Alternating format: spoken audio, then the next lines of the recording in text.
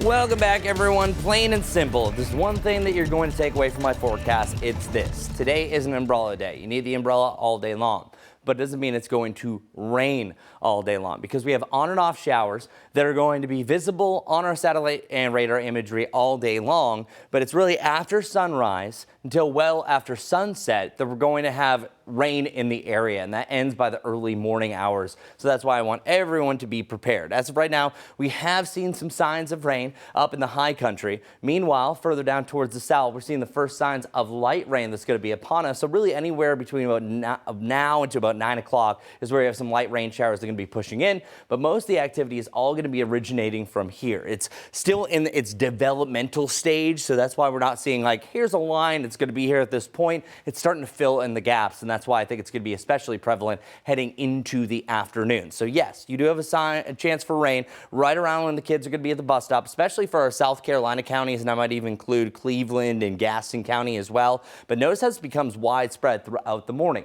Here's the problem with forecasting this. There's going to be constant bands that are going to be really hit or miss across the area. So there's going to be some avenues that don't really see that much rain. Meanwhile, this one is setting up that it's more towards the west, and then it shifts more towards the east. So that means eventually we're all going to average out to at least a quarter to a half inch of rain. Just some areas are going to see more than others depending on where some of these heavier cells set up. And by the way, there's an outside chance you could even hear a rumble of thunder. But most of this is just going to be light to moderate rain with some periods of heavier rain. By the time we get to about 9 o'clock, that's 9 o'clock this evening, you're expecting some of this rain to take a big step back, but I still think you're going to have pulses on and off throughout the evening. It's not until right around the beginning of our morning commute tomorrow that we start to see this activity thin out. But the backside of this, we're going to pick up the winds, and we even have a chance for a little bit of snow. I think it's really between about 7 and 10 o'clock, so really a brief dusting is all we're going to see up in the high country, and then the winds are going to be the main story after that. So how much are we going to see? It just depends where you are. I think the lower end is going to be a quarter to a half inch, the upper end anywhere from an inch to an inch and a half when all is said and done. But one thing to mention for your Friday,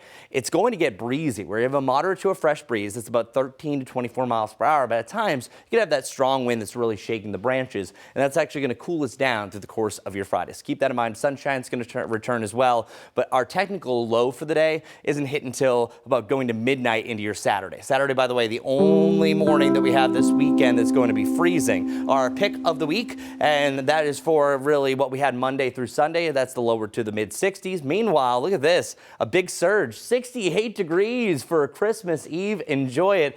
We're going to have the warmest day of December, actually, the day before Christmas. That's your weather report. Now